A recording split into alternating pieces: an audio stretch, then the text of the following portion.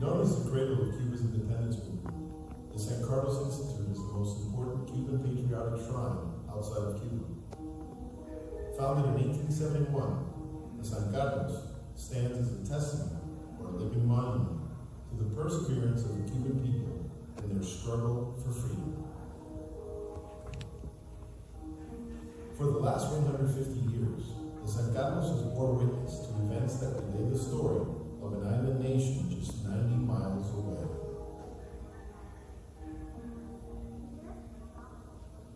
Discovered by Christopher Columbus on his first voyage to the Americas in 1492, Cuba is the jewel of the Caribbean, a land of rich soil and natural beauty.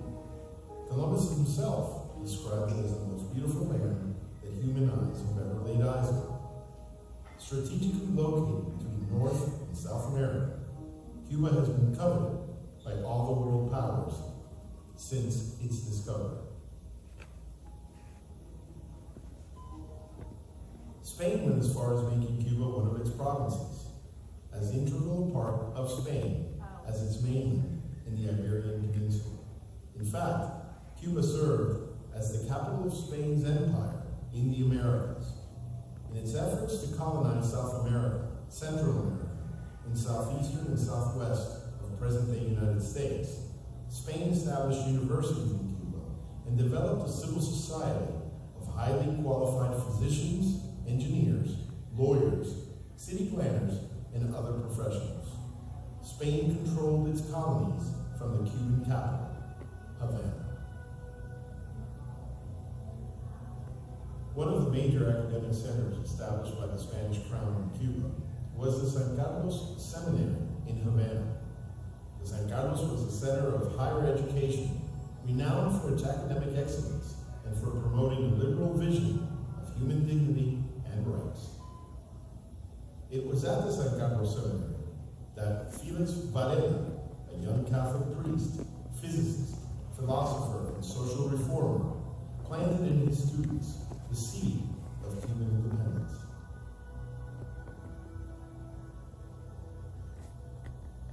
Varela's passion for liberty, justice, and humanistic ideals provided the ideological base to Cuba's independence movement.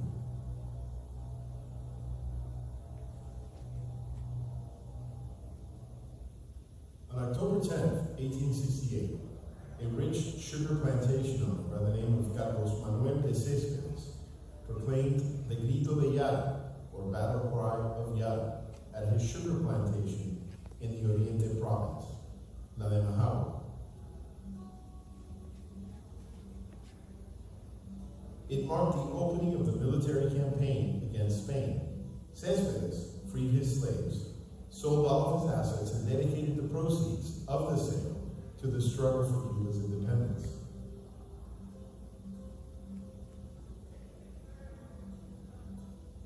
Cubans openly began to oppose Spanish rule in the 1850s. Spain's response was to take even harsher measures to quash any thought of Cuban independence. The revolution disrupted Cuba's economy, and the owners of Cuban tobacco factories looked for a way to overcome the instability caused by the revolution and to expand its share of the American market. They found the answer in Key West, an island just 90 miles from Cuba. They imported the raw cigar leaves from Cuba and rolled them into cigars in their Key West factories. The finished cigars were sold in the United States as a domestic product, thus avoiding import duties and making the price of Cuban cigars much more competitive in the American market. Key West's cigar industry grew rapidly and attracted thousands of Cubans who came to Key West to work in the factories.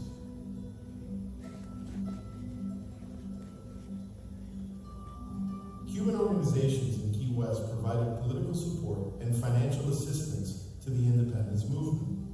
The most important of these organizations was the Convención Cubana. Key West became the capital of Cuban exiles in the 1860s.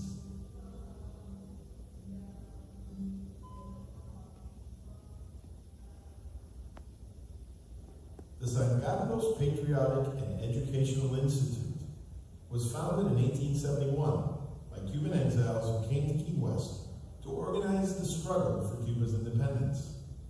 Under the leadership of José Dolores Pollo and Juan María Reyes, they established the San Carlos as an educational and patriotic center dedicated to serving the needs of Key West's growing Cuban community. Why San Carlos? Because they wanted to imitate the San Carlos Seminary in Cuba, where Father Felix Varela had planted the seed of Cuban independence in his students. Not only the seed of independence, but the seed of respect for the dignity of man. And so they wanted the San Carlos of Key West to imitate the values and the academic excellence of the San Carlos Seminary in Cuba. The founders of the San Carlos believed that education was the cornerstone of a free society. They established at the San Carlos a school where the exiled community could maintain its language and culture. Classes were taught in English and Spanish to children of all races. As such, the San Carlos has the distinction of being one of America's first bilingual and integrated schools. 100 years before Martin Luther King and the integration of public schools in the South, white and black children attended classes together at the San Carlos.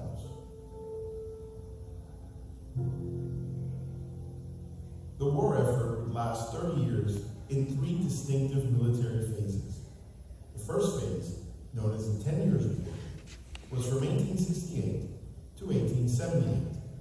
It ended in defeat for the Cubans. The Mambises, as the Cuban freedom fighters were known, were demoralized, and many of the military leaders were forced to leave the country.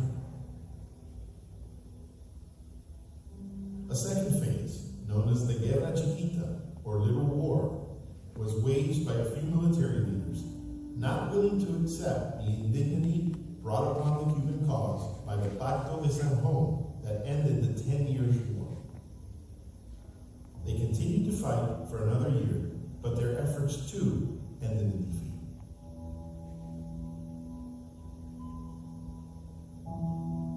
It was at that point that Key West Cuban community would rise and play a predominant role in keeping alive the Cuban independence effort. The Key West community did not accept the defeat of the independence fighters. It wanted the war to press on, even when the possibility of a military victory seemed unrealistic. The San Carlos Institute opened its doors on November 11, 1871, in a small wooden building located on Ann Street near Key West Old City Hall. The San Carlos was primarily supported by the contributions of the Cuban tobacco workers of Key West, who donated a substantial portion of their modest wages to the Institute. The San Carlos moved to larger quarters on Fleming Street in 1884.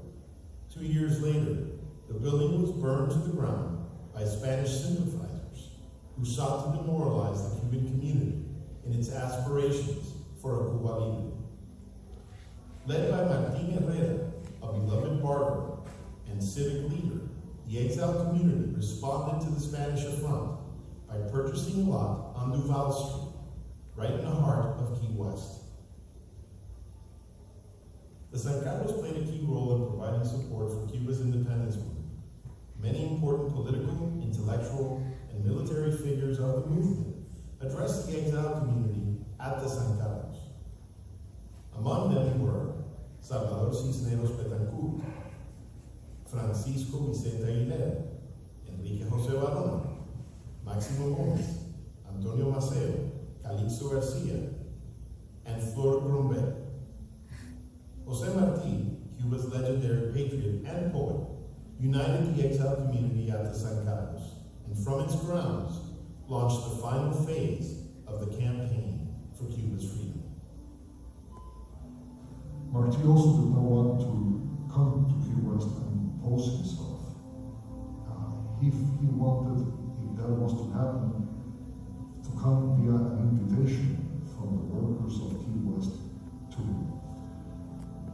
As he wrote and he became more known, he received an invitation to speak to the tobacco workers in Tampa, in Ybor City. And he went down to Tampa, and one of the editors of a Key West newspaper, El Faro, they sent a reporter to Tampa, a stenographer, to capture word by word of what Martí was going to say to the tobacco workers. Martí spoke to them. He delivered one of his most beautiful speeches, Los Pinos Nuevos. And all his words were recorded. And that transcript was sent back to Key West. And it was read to the tobacco workers in the factories, in the tobacco factories. They had a person called the lector. The lector would read to the workers every morning newspapers, novels, anything just to keep them entertained during their working hours. And when they got the transcript of Martí's speech in Tampa, and that was read to the tobacco workers, it was the tobacco workers who went to see the leadership of the Convención Cubana and demanded that Martí be invited to speak to the tobacco workers of Key West.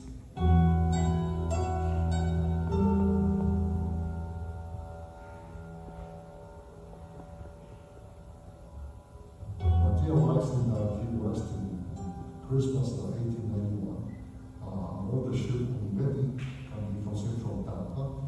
He is received by a large group of persons there at the port in Key West, but he's very tired. He's examined by a physician right there on the port. Martí was supposed to go from the port to speak to the San Carlos, and the physician tells him, you need to rest. So he goes to the house of a friend there on Wall Street, and he spends a week resting, but resting incorporates meeting every day with the different leaders of the human groups in Key West. And he tries to establish a common ground among them. And suddenly he realizes, yes, there are divisions among them, but there's also a lot of common ground. And that common ground is the same as some of the common ground that he established with the groups in Tampa, the groups in Philadelphia, and the groups in New York. And he says we should concentrate on those elements that unite us. And he goes to the San Carlos on January 3rd, 1892. He is received there by a huge crowd, so large that they would all fit inside the theater. So Martí goes over to the balcony and speaks to him right there on Wall Street. And he announces the formation of the Cuban Revolutionary Party, Partido Revolucionario Cubano. And that party incorporates many of the elements of the visions that the Cubans of the different locations have for the future of Cuba. And he announces that the time has also come when he sees the possibility of a successful military campaign against Spain, what he calls La Guerra Justa. The final phase of Cuba's struggle for freedom began in 1895. Martí felt that it was the right moment for a military campaign led by legendary generals Máximo Gómez and Antonio Maceo. Although Martí was not trained as a military man, he felt the need to lead by example and disembarked in Playitas, Cuba on April 11, 1895, along with Máximo Gómez. He, Gómez, and Maceo would meet a few days later to plan strategy. The Spaniards learned of Martí's whereabouts and sent an expedition that killed him in his first battle at Dos Rios. It was the final act of a man who embodied una entrega total.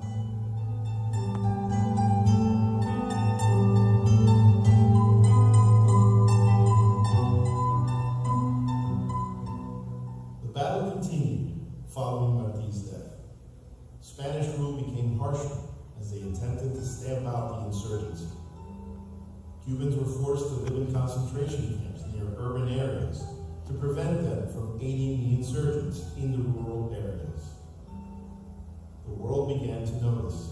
The U.S. Congress passed a resolution calling for Cuba's freedom.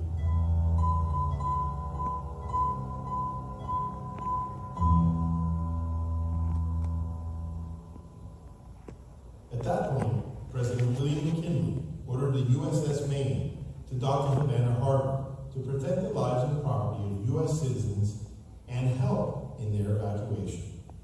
Then the unimaginable happened.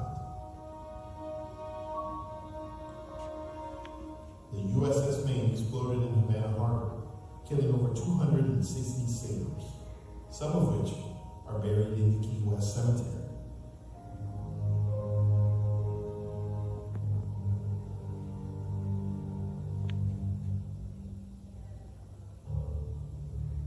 It was an explosion that shook the world and led to the Spanish-American War. The U.S. declared war on Spain and intervened militarily both in Cuba and in the Philippines. The Rough Riders, led by Teddy Roosevelt, invaded Cuba.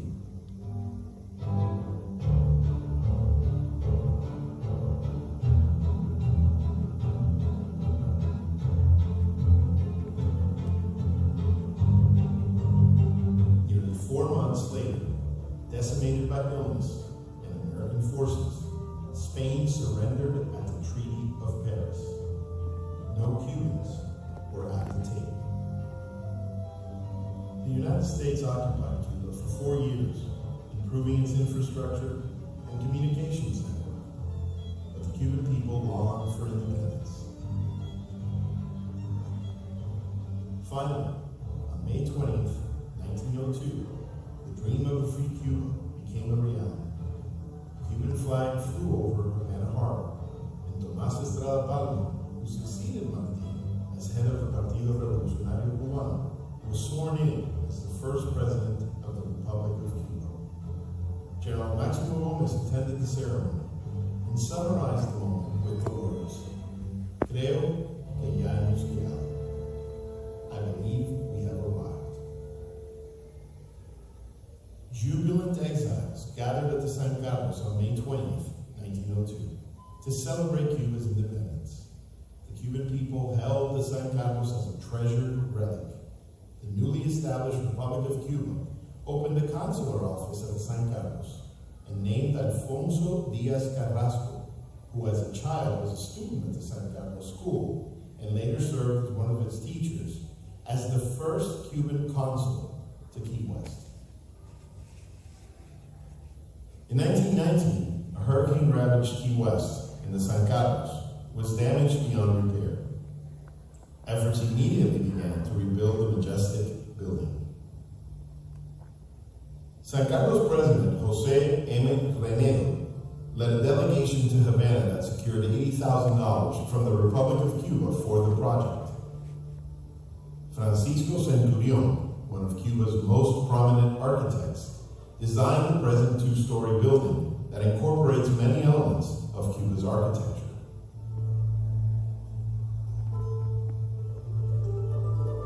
The new San Carlos building opened on October 10th, 1924. It was a magnificent edifice and referred to by many as the jewel of Key West. The San Carlos thrived during subsequent years. Its school continued the tradition of academic excellence under the direction of Mrs. Benítez Ramón Sánchez, who served as the San Carlos principal for 25 years. Everything changed when Fidel Castro seized power in Cuba in 1959 and put in place a totalitarian communist dictatorship that remains in power to this day. Over 2 million Cubans have fled the island to escape the repressive regime. Thousands have landed here in the Florida Keys in makeshift rafts. They are the lucky ones. Many others have perished in the Florida Straits in search of freedom.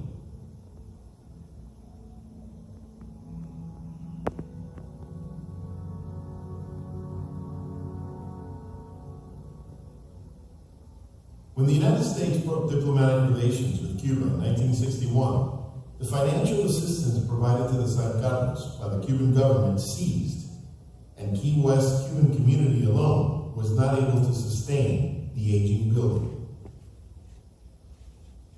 Physical deterioration threatened the structural integrity of the building. The school was forced to close its doors in 1973. The building remained closed for almost 2 decades.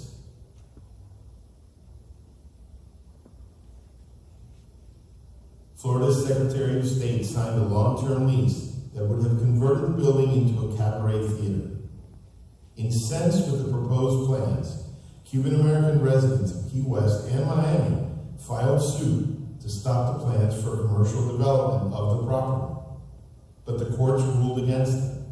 In 1985, in a last-ditch effort to save the San Carlos as a patriotic Cuban center, they appealed to Florida's Hispanic Commission.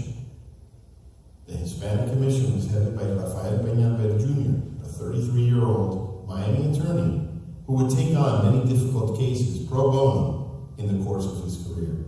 We had an incredible hearing. We began at 6 o'clock at night, and it was 11 o'clock, and we were just about ready to conclude this hearing. It was my practice, just as a routine matter, to at the very end of the topic that was in the agenda, to ask, is there anybody else in the audience that would like to bring something different before the commission, something new that's on the agenda? And of course, after 5 hours of hearing, I didn't think anyone would have the patience to accept through that. So I started gathering my papers just to close the hearing when these 6 individuals go to the podium. And I remember Angel Gonzalez, our executive director, was sitting to my left as I was putting all the files, and he knocks over to me and he said, Rafael, listen to this carefully because this could be interesting. And so I pay attention, and these are 6 individuals from Key West and Miami, and they say the San Carlos Institute, that sacred part of our heritage, is about to be lost. And I raised my hand and I said, is that the San Carlos Institute in Key West where Jose Marti spoke? And then about that happened 4th grade in Cuba, in school in Cuban history. And they said, yes, that's exactly the San Carlos. And he said, what's happening? And they said, well, the building has been abandoned for almost a decade. It's closed. Part of its facade collapsed. There were many that wanted to demolish it, and now there's another group that wants to turn it into a cabaret theater.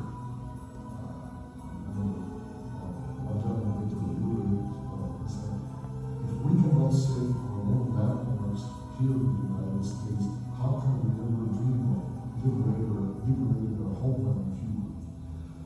And I said, we will look into this. We will put this item in this Hispanic Commission's agenda, and I assure you that we will have a hearing in the next few months in Key West to look into this matter. No, we cannot wait that long. Unless you like now, this will be lost. So you need to come next week. And I said, well, imagine this is a state agency, and we have to go through a process of open hearings and publications and so forth. There's no way that we can. If you go next week, this will be lost. So I said, I'll tell you what, I will go personally next week, and I will look at the San Carlos, and depending on what we find, we will try to expedite a commission hearing, but I'll be there next week. Saving the San Carlos became Peñalver's personal crusade, a life's work to which he would devote close to 40 years. A beautifully restored San Carlos Institute opened on January 3rd, 1992. Exactly 100 years from the day when Jose Marti delivered his first address at the Institute. Over 5,000 persons attended the 3-day reopening celebration. In many ways, the San Carlos Institute mirrors the history and tribulations of the Cuban nation. Like the phoenix, the San Carlos Institute has risen from the ashes time and time again to reclaim its place in Cuba's history.